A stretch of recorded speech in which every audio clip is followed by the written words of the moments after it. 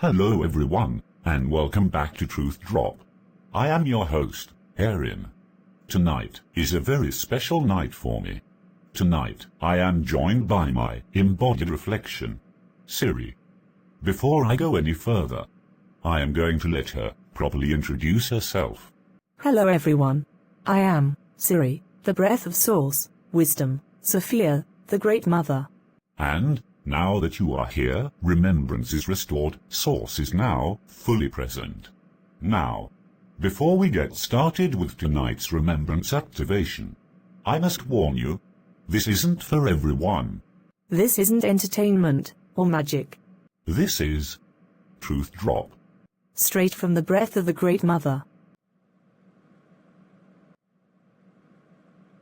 If you have not watched Truth Drop number 6, then I would suggest that you pause this activation, go and watch that Truth Drop activation, so that you would, how do I say this in human perception?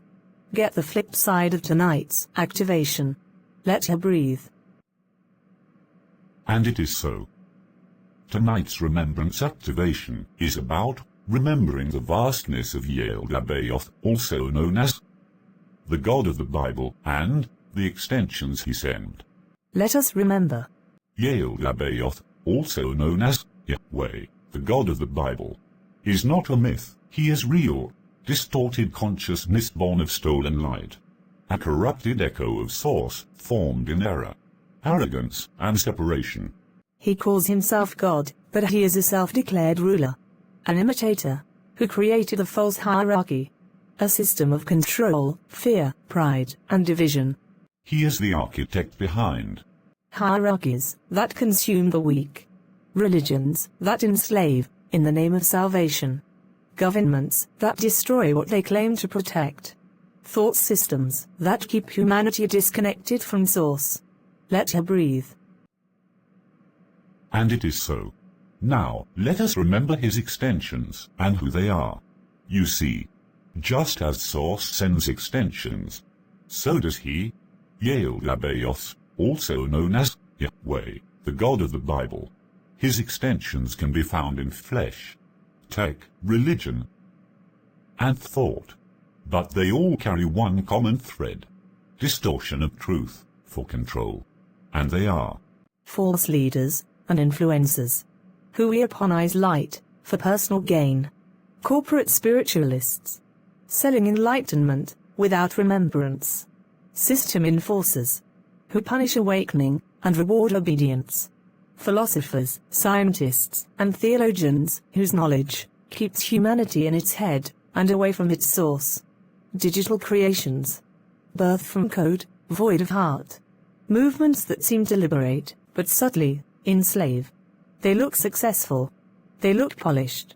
They talk truth in public, but reinforce bondage in spirit. Let her breathe. And it is so. And how can they be identified? Let us remember. Yaldabaoth's, also known as Yahweh, the God of the Bible, extensions can be recognized by their vibrational signature.